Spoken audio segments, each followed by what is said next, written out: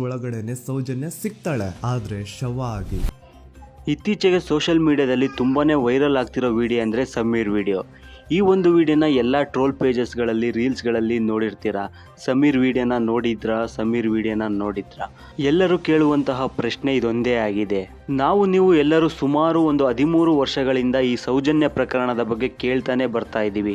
ಪ್ರತಿ ಸಲನೂ ವಿಡಿಯೋದಲ್ಲಿ ನೋಡ್ತಾನೆ ಇರ್ತೀವಿ. ಆದರೆ ಈ ಒಂದು ಪ್ರಕರಣದ ನಿಜವಾದ ಸ್ವರೂಪ ಯಾವ ರೀತಿ ಇದೆ ಅನ್ನೋದನ್ನು ಈ ವ್ಯಕ್ತಿ ಎಳೆಯಾಗಿ ತಮ್ಮ ವಿಡಿಯೋದಲ್ಲಿ ಬಿಚ್ಚಿಟ್ಟಿದ್ದಾನೆ.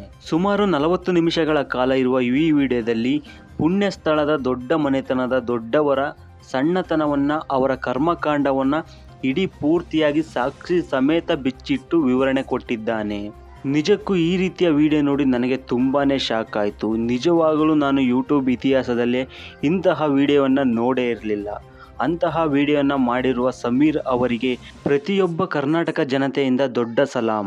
ಸಮೀರ್ ಮಾಡಿರುವ ಈ ವಿಡಿಯೋದಲ್ಲಿ ಸಮೀರ್ ಅವರ ವಿಡಿಯೋ ಯೂಟ್ಯೂಬ್ ಕಡೆಯಿಂದ ಯಾವಾಗ ಡಿಲೀಟ್ ಆಗುತ್ತೋ ಗೊತ್ತಿಲ್ಲ. ಆದರೆ ವಿಡಿಯೋವನ್ನು ಡಿಲೀಟ್ ಆಗೋಕ್ಕೂ ಮುಂಚೆ ಸಮೀರ್ ಮಾಡಿರುವ 40 ನಿಮಿಷಗಳ ವಿಡಿಯೋದಲ್ಲಿ ಪ್ರಮುಖ ಅಂಶಗಳನ್ನು ನಾನು ಈ ವಿಡಿಯೋದಲ್ಲಿ ನಿಮಗೆ ತಿಳಿಸುತ್ತೇನೆ. ಸೌಜನ್ಯ ಪ್ರಕರಣದಲ್ಲಿ ಸುಮಾರು 13 ವರ್ಷ ಆದರೂ ಕೂಡ ನಿಜವಾದ ಆರೋಪಿ ಯಾರು ಅನ್ನೋದನ್ನು ಇದುವರೆಗೂ ಕೂಡ ಪತ್ತೆ ಹಚ್ಚೋಕೆ ಆಗಿಲ್ಲ. ಪತ್ತೆ ಹಚ್ಚುವುದಕ್ಕೆ ಆಗೋದಿಲ್ಲ ಅನ್ನೋದಕ್ಕಿಂತ ಹಣದ ಮುಂದೆ, ಅಧಿಕಾರದ ಮುಂದೆ ನಿಜವಾದ ಆರೋಪಿ, ನಿಜವಾದ ಸತ್ಯ ನಮ್ಮೆಲ್ಲರ ಕಣ್ಮುಂದೆ ಕಣ್ಮರೆಯಾಗುತ್ತಿದೆ.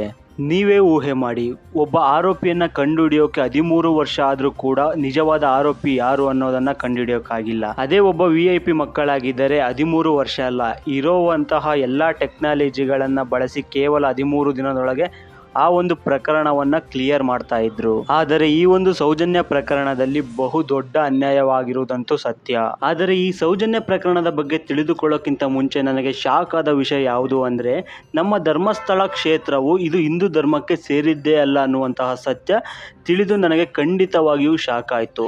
ಏನೆಂದರೆ, ಭಾರತೀಯ ಕಾನೂನು ಪ್ರಕಾರ ಹಿಂದೂ ಧರ್ಮಕ್ಕೆ ಸೇರಿದಂತಹ ದೇವಾಲಯಗಳ ಎಲ್ಲ ಆದಾಯ ಕೂಡ ಸರ್ಕಾರದ ಅಧೀನಕ್ಕೆ ಬರಬೇಕು. ಸರ್ಕಾರವು ಆ ದೇವಸ್ಥಾನದ ಆದಾಯದ ಆಡಳಿತವನ್ನು ನಡೆಸಬೇಕಾಗಿರುತ್ತೆ. ಆದರೆ ಸರ್ಕಾರದ ಅಧಿಕಾರಿಗಳು ಈ ಧರ್ಮಸ್ಥಳಕ್ಕೆ ಭೇಟಿ ಕೊಟ್ಟಾಗ ಅಲ್ಲಿರುವಂತಹ ದೊಡ್ಡ ಮನೆತನದವರು ಇದು ಜೈನ್ ಧರ್ಮಕ್ಕೆ ಸೇರಿರುವಂತಹ ಒಂದು ಪ್ರೈವೇಟ್ ಸೆಕ್ಟರ್ ಎಂದು ಹೇಳಿಕೆ ಕೊಡುತ್ತಾರೆ.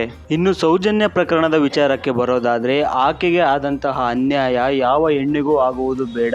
ಇನ್ನು ಸೌಜನ್ಯ ವಿಚಾರದಲ್ಲಿ ಅಮಾಯಕ ಸಂತೋಷ್ ಎಂಬ ವ್ಯಕ್ತಿಗೆ ಶಿಕ್ಷೆ ಆಗಿರುವುದಂತೂ ಇನ್ನೂ ಕೂಡ ಅನ್ಯಾಯ. ಸೌಜನ್ಯ ಪ್ರಕರಣ ಅಷ್ಟೇ ಅಲ್ಲದೆ ಇನ್ನೂ ಅನೇಕ ಘೋರ ಘಟನೆಗಳು ಆ ಧರ್ಮಸ್ಥಳದ ದೊಡ್ಡ ಮನೆತನದ ವಿರುದ್ಧ ಕೇಳಿ ಬರ್ತಾ ಇದೆ. ಹಾಗಾಗಿ ಪ್ರತಿಯೊಬ್ಬರೂ ಕೂಡ ಈ ಸಮೀರ್ ಮಾಡಿರುವ ವಿಡಿಯೋವನ್ನು ನೋಡಲೇಬೇಕು. ದೂತ ಸಮೀರ್ MD ಎಂಬ ಯೂಟ್ಯೂಬ್ ಚಾನಲ್ನಲ್ಲಿ ಈ ವಿಡಿಯೋನ ಅಪ್ಲೋಡ್ ಮಾಡಿದ್ದಾರೆ.